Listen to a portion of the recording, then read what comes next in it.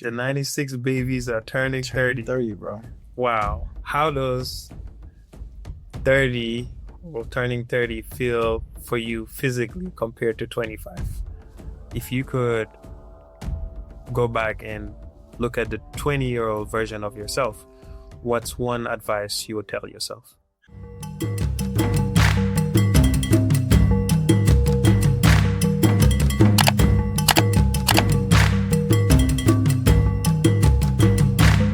Ladies and gentlemen, boys and girls, tribespeople of the Jalal Mighty world, welcome back.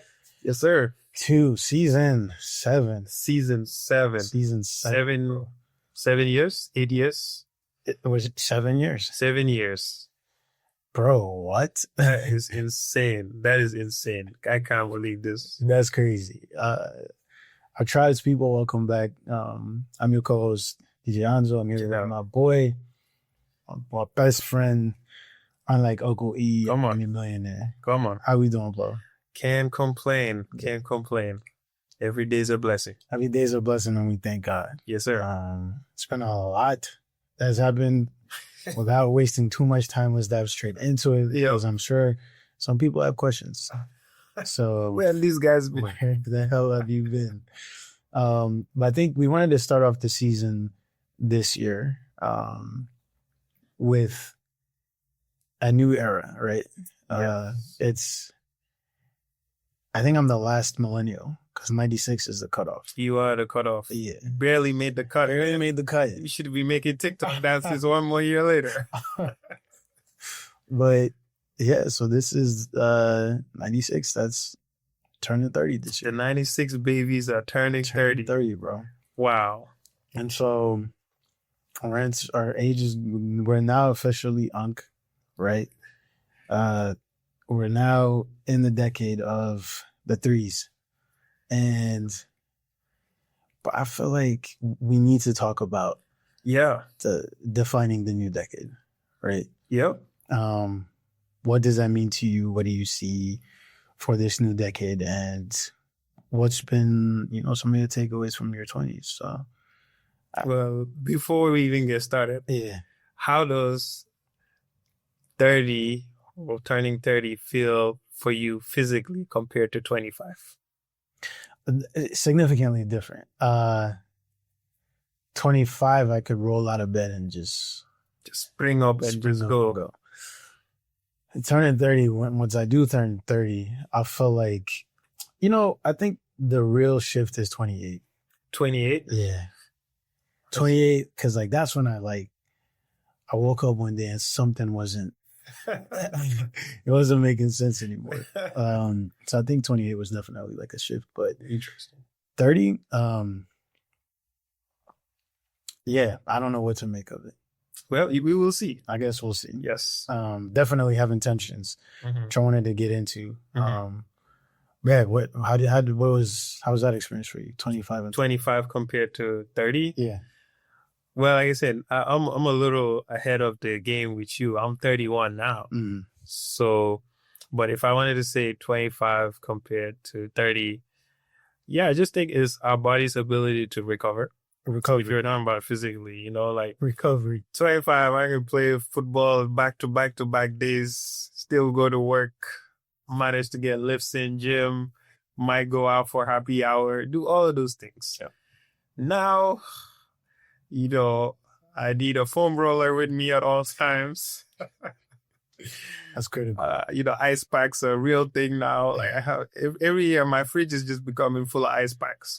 So yeah, but it's embracing how our body is also evolving. Mm. So I try to embrace it. Maybe before things I could do much quicker or in much more instances without not being intentional about it. Now I have to be intentional if I want to push my body through certain things. I can't just freestyle, just show up and do it. Now I need to plan, prepare, pre, during, and post. So it's instilling more structure and discipline in a way too. I think that defines almost everything, not just with your body. Well, What did they say? Clock it? Clock. Yeah. Right. Let's talk in retrospect first. Yep. Yeah. My first question was Mhm. thematically and also practically, right? What are some of the biggest takeaways you've had from your 20s? What themes stuck out the most? And practically, what, in practice, what were your biggest takeaways from your 20s that you're looking to carry beyond into this new decade? Yeah, I mean, I had a very selfish 20s in an aspect of I put my goals first and nothing else was supposed to come in front of my goals, my personal goals. Mhm. So, I molded my 20s centered around chasing my goals of where I wanted to be, getting to also know myself, wanting to gather as much data, take risks, learn, fail. Like I just wanted to be a place, a decade for me to figure out what I actually don't want.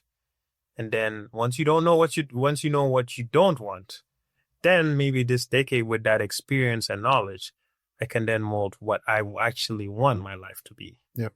So in my 20s, anything that I invested my time in, I was all out invested to do so. 100% dedication, gave it my all, got there, achieved it, and most of the time realized I want something else, I want more, or it wasn't enough. Mm-hmm. So I think that was, if I was going to answer your questions, that's one of my biggest takeaways is we always have goals, we always want things. And it's good to practice what that journey actually involves. So it's going to take longer than you think it is, going to take harder than you think it's going to be. But when you actually look back and you're there, at least for me, a lot of times I realized I wanted something else. Okay. Or it was really not really what I wanted. Okay. And it's down to I wasn't really first thinking long term in terms of, is this going to bring me fulfillment and happiness? Those things didn't matter. The things I was chasing was not fulfillment and happiness. I was chasing what maybe the world, our parents had, culture, family, all of the external validations of what should technically give you fulfillment and happiness. Yeah. I wired myself to be motivated to achieve those things. And I'm not saying here like I achieved major, massive things, but for things that at least I chased and I reached those, it didn't give me that fulfillment and happiness. Okay. So if someone told me, oh, are you happy or are you doing something that's fulfill me? I used to think that was like, it's useless stuff. Let's useless talk like, fulfillment and happiness. Yeah. Please. But now I realize that's everything. I think without achieving that though, it's hard to speak on it, no? It's hard to essentially, you can't tell a hungry man that food isn't worth it. Yeah, it's like when rich people tell us money doesn't buy happiness, right? Easy for you to say. It's until I've had food, yes, and now I can determine McDonald's is actually not. It's not fun. Yeah, maybe I should focus on Whole Foods. But I think it's important that you experience that. That's cool. That's actually real. Like that's something that was very impactful in learning those things, and that will navigate. Yeah, for me. That's solid. How about practically? Practically, yeah, is really the fulfillment is a theme, right? But what I was saying, when we're driving here, is the delayed gratification. Mm. That is something that in our 20s, at least for me, all of us, yeah, we actually need to experience and live by that delayed gratification on everything we're chasing or living our principles by. Because especially the moment where the generations with social media, the internet, the globalization, we're so interconnected, we get to see people our age, doing things that, everyone is giving them the recognition, the validation for, and that can kind of push us to think that, oh, I need to go and get mine. Yeah. But an essential part for me in your 20s, especially us as African men who came here in the Western world, the United States, navigating our own challenges, is actually embracing delayed gratification. So that's one thing I would say. I think there's a lot to talk about on delayed gratification. But I think once you really realize its value, like you fall in love with the process, whatever your process may be. Exactly. And that I've arrived syndrome kind of goes away because you know you're chasing something bigger than yourself, and you may never arrive. You probably shouldn't arrive at a place. I think that's cultural, though. I think it's cultural. You have arrived. You don't have. Yeah. Where, culturally, for us as African men, our success is always based on you've arrived. Yeah. You bring the Mercedes. You brought it behind you No one, you only get acknowledged or validated once you've arrived. Yeah. And the reality is, it's not about arrival, like you said. It's about the process and the journey. Mm-hmm. That's where you're going to get the real fulfillment. Yeah. That's what's actually the validating part of it, is embracing the journey of the process. Because when you arrive, to what I was saying, when I arrive, in my opinion, I want this. This is it. This is it. Yeah. I want more. I want something next. So What's next? Chasing the whole time? Yeah. But if I had taken time embracing that journey and actually being present and living by that, embracing every single step of it, that would have given me much more fulfillment than only thinking I have to arrive for me to get that validation. Yeah. Self-validation. Yeah. Okay. Good point. Because it's all for self. It's all about you. It is. At the end of the day, nothing is better than impressing yourself. I fully agree. That's the most gratifying thing. That's the most gratifying thing. And that's the whole thing I'm saying is it's really you looking at yourself in the mirror. Yeah. I'll show you, and that's the reality is. It's not about what people tell you, oh, like you've done good, okay, that's nice. Or some people say, oh, you need to do better. Like, that's great. But at the end of the day, most of us, we're our own biggest self-critics, and we're really competing with ourselves. Yeah. In a way. Those are profound lessons, bro. Those are super profound. But we talked about the cultural aspect, and you've arrived, right? Yeah. So in our 20s, Anzo, we often build versions of ourselves based on what our parents or culture expected us to be. Now that you are basically at the doorstep of 30, what is one part of old Ivan that you had to grieve or let go of to become the man you are today? A part of myself that I had to let go of? Yes, to become the man you are today. I think there's so many things that can be said to this, and not to sound cliche, but I stopped thinking that like somehow someone was going to come save me. People have said this a lot. It's not a new concept, but I feel that for me, there was a day I was sitting in my apartment and like,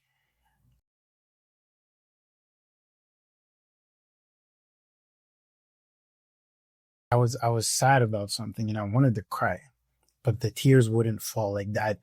They literally couldn't come out my eyes because I think that was a turning point where I realized, okay, it's two things. I can sit here and feel sorry for myself, or I can get up and go like problem solve. This is a journey, of course. This didn't happen overnight, but I killed off that version of myself where I felt that I was owed something or maybe entitled to something. And I started to realize that everything I knew up until that point was an accumulation of experience that was now for me to put together and build competencies with. And those experiences? Yeah. And those competencies ultimately would make me a better man. We have a lot of life left to live, God willing. Inshallah. Inshallah. And we haven't even scratched, I think, a lot of those experiences. I think there's a lot to come. Nonetheless, I think there's a turning point where it happens at different points for each man. I think you realize that a lot of the things you think are owed to you, or a lot of the experiences that you think you should have, or whatever the case may be, you realize that you're the one standing in your own way. And that was a turning point for me, because culturally,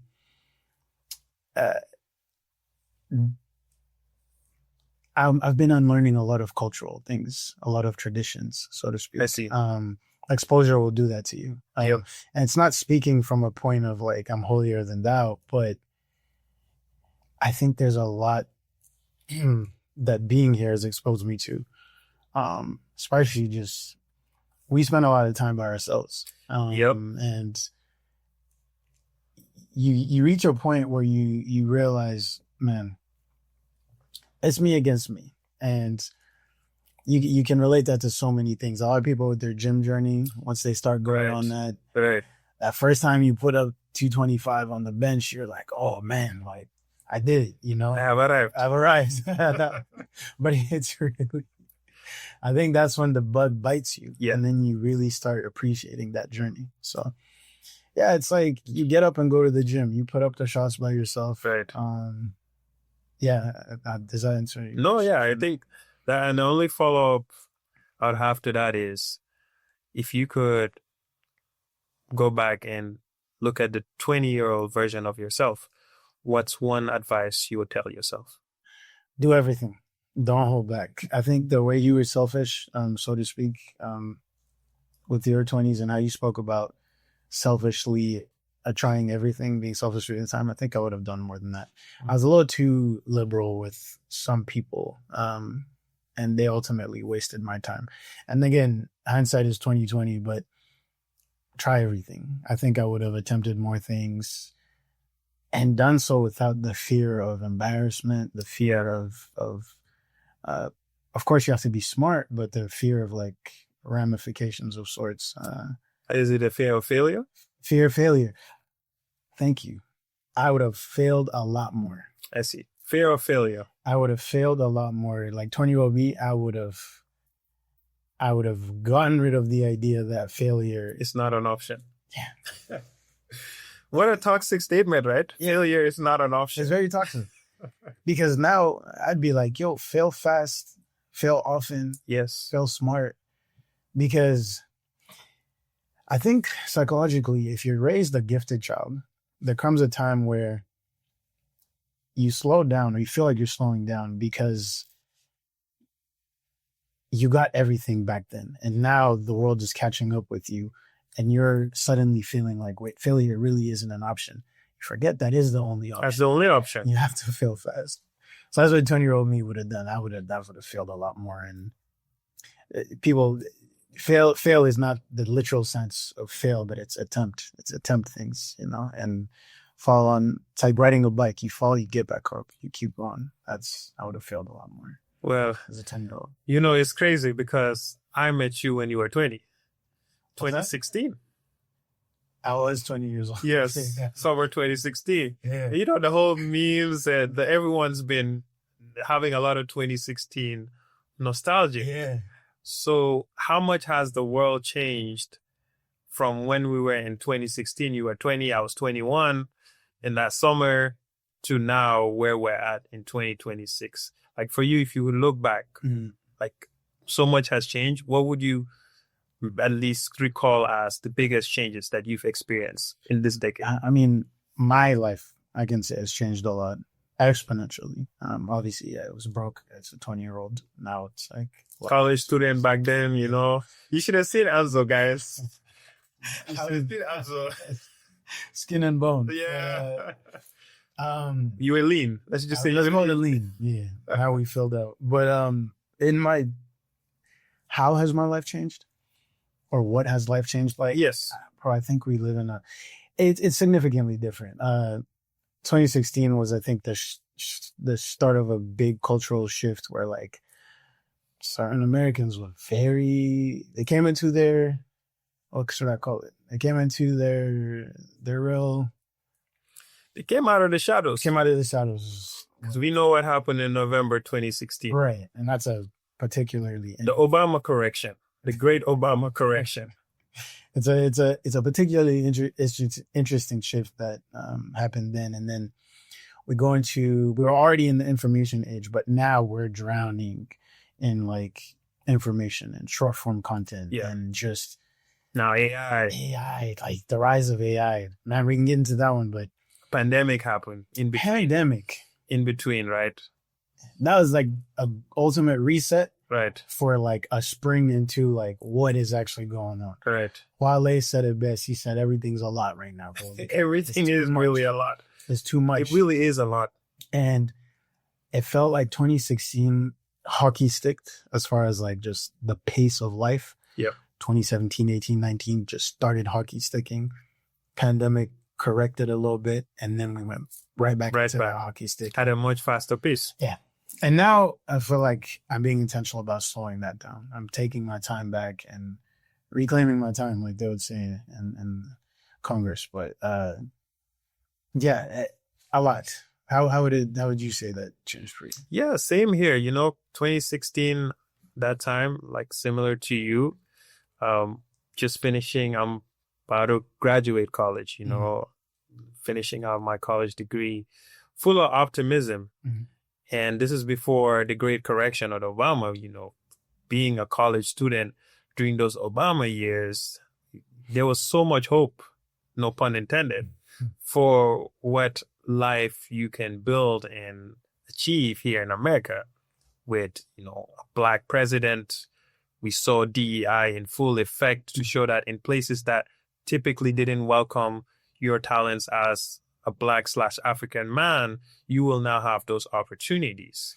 So full of optimism on what America could give you and what you could give America, and hopefully attain your own version of the American dream, right? So that was my mindset in 2016, And like you mentioned, to all of the major world events that happened that shaped us domestically here, from the geopolitical reasons to a global pandemic, to the shifting from the social media internet age to now AI coming in and impacting all of our lives. Everyone's life. That, there's a quote, I forgot who said, he's like, there are decades where nothing happens, and there could be a week where a decade happens. Yeah. It feels like between 2016 to 2026, a century has happened in a decade. A century worth of events has happened in a decade. And we've been in our 20s navigating that. Right. Which is wild. I think I was having this conversation with my dad, and we've lived through a lot of history. Yes. In those 10 years. Right. And the following generation is probably going to be studying about that in the history books. We saw an insurrection. Oh, yeah, that's right. One of the most integral things that's ever happened in this country. We saw a global pandemic. We saw the rise of artificial intelligence. We saw, it is a lot that's happened. But America, though, Ivan, the America we've lived in 2016, it is unraveling right in front of our eyes, because it truly revealed itself for what truly this nation is. Yeah. And we'll see. The story is not concluded yet. But as of now, sure does look like false dreams were being sold in this country. This country is built on PR and false dreams. But what has happened is so quickly is it's been revealed, like you said, the whole integrity of the country, what it stands for, the principles, the land of equal opportunity, all of these really nice things that drive millions of immigrants who come and chase that. Yeah. A lot of us are realizing it's, if anything, a trap. Yeah. I think one thing that I will say, that if you learn, if people learn from things, the lesson there is that as your ownership matters more than anything, and your place in society a lot of times is determined by that ownership. And through that, I think the importance of Black liberation has resurfaced itself. And I think if we're thinking long-term and strategically, that's a conversation that needs to be paramount. It's almost as if Malcolm X, Stokely, all of those guys knew what they were saying. It's almost like history repeated itself. They kind of told us. But we didn't know this. We were just Africans who came here, and we didn't know that in the 60s, there was a civil rights movement here. And if you listen to a lot of those leaders, what did they tell us? Liberate, ownership, all of the things you're mentioning. It's the only way you can escape what this country is going to try and do to you. And to be fair, I don't think they also anticipated the rise of kind of the great exodus out of the continent to Europe and the US. I think it was hard for them to see that. And that's why when they were trying to liberate, they were going back and forth. Fair enough. The work was on the ground. I do think there's something to be said about the people being ready for a revolution, which we can get into. But our people also, there's a lot of exposure that needs to happen, and collaboration. So that, in a nutshell, for me, that Black liberation is paramount. And yeah, we see the effects of it. You see the effects of it. So would you say now, as you enter this new decade, what you want, or how are you doing to define your core principles by what you're going to invest your time, your mind, your body, and your spirit towards? Would you say it's towards your own version of liberation and ownership? I think it's laser focused on that. Simply because we've already seen ecosystems be developed, whether they're small or they've been scaled. We've seen ecosystems in this country that allow for that. Yep. But again, the mindset around it is the most important thing, because you can only liberate someone who wants to be liberated. Hey, right? Amen. If they don't want to be, yeah, it's an uphill battle. But those ecosystems have been present, and I think we have been very integral parts of those. And so we'll speak more on that, but it's important that for me, this next decade is around that particular theme of Black liberation. Black liberation. Yeah. Whether that's on the ground on the continent or on the ground here in the diaspora, I think it's focused on that. What about you? It's kind of the same. Freedom. It's crazy, right? Yeah. We're chasing freedom now. Yeah. But for me, freedom is what I'm chasing. Freedom of time. That's the first thing. The most valuable resource. Freedom of time. Yeah. And I think whether you're Black or not, just if the current millennials or if you're Gen Z or anyone of our age group or even older, mm-hmm. in order to understand what our current living conditions are, for me at least, I'm going to center this decade of mine towards, by the time we're 40, hopefully, inshallah, sitting down having this conversation, mm-hmm. we have achieved freedom. Mm-hmm. I agree, by the way. I think it's a combination of the two. Yes. Liberation and freedom. They're relative. They're relatives. Yeah. But I say this decade, that's what it is. That's primary objective. Yeah. What things are you leaving behind in your 20s? Man, I'm leaving behind a lot of things, man. I would say it's down to, if I could summarize it, mind, body, and spirit. Thank you. I feel like we don't put enough emphasis on this. That's always how you center, at least I center around myself and self-improvement and how can I grow as a person. Yeah. So my mind, things that, held me back mentally, traumas, fears, shortcomings, failures. Yep.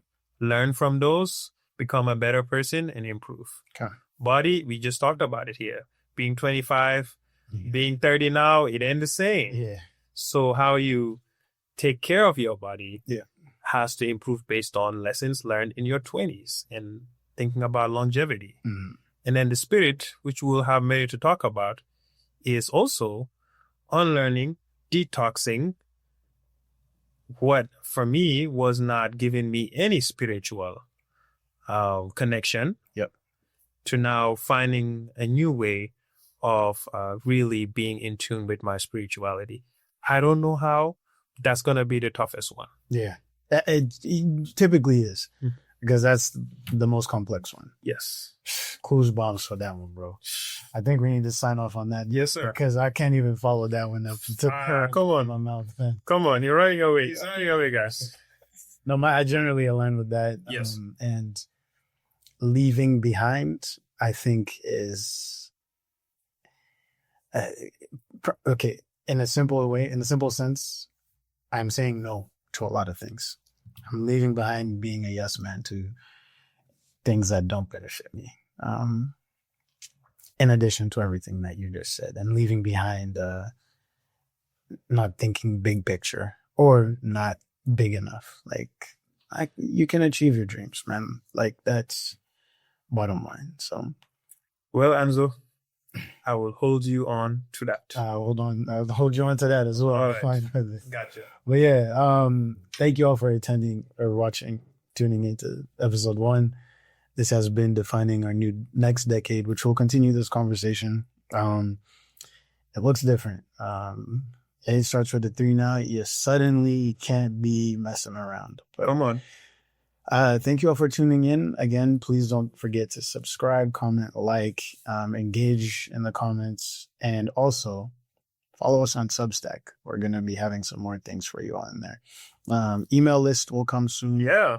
If you're 30-32, let us know.